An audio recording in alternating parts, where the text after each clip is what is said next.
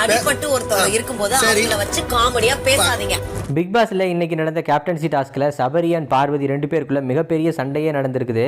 சபரி அவருடைய பாட்டில டிஃபன் பண்ணி நின்றுட்டு இருக்கிறப்போ பார்வதி அதை தள்ளி விடுறதுக்காக வராங்க.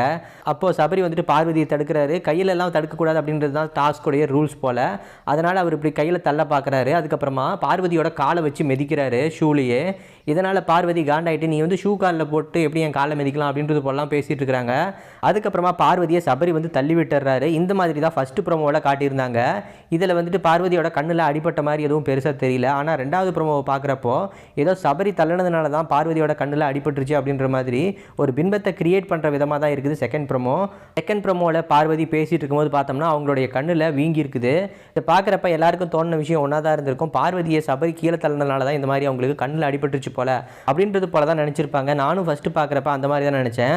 ஆனால் ஃபஸ்ட்டு ப்ரோமோலேயே பார்த்தீங்கன்னா பார்வதியோட கண்ணு வீங்கி தான் இருந்திருக்கும். பார்வதிக்கு இந்த கண்ணில் இருக்கிற பிரச்சனை வந்து நேற்று அதுக்கு முன்னாடியே இருந்திருக்குது. ஆனால் ஃபஸ்ட்டு ப்ரோமோவில் இந்த மாதிரி அவுட் ஆஃப் ஃபோக்கஸில் காட்டிட்டு செகண்ட் ப்ரோமோவில் ஜூமில் காட்டுறதுனால இந்த மாதிரி தெரிஞ்சிருக்குது. ஃபஸ்ட்டு ப்ரோமோவை பார்த்துட்டு எல்லாரும் சபரிக்கு ரெட் கார்டு கொடுப்பாங்களா அப்படின்றது போலாம் சொல்லிட்டு வந்தாங்க. இந்த விஷயத்தில் சபரி வந்து கீழே தள்ளினதுமே ஒரு விதத்தில் தப்பு தான். மேபி ரெட் கார்டு கொடுப்பாங்களா அப்படின்றது தெரியல. எல்லோ கார்டு கண்டிப்பாக கொடுக்கறதுக்கான வாய்ப்பு இருக்குது. ஆனால் பார்வதியோட கண்ணு வீங்கினத்துக்கு காரணம் வந்து சபரி கிடையாது.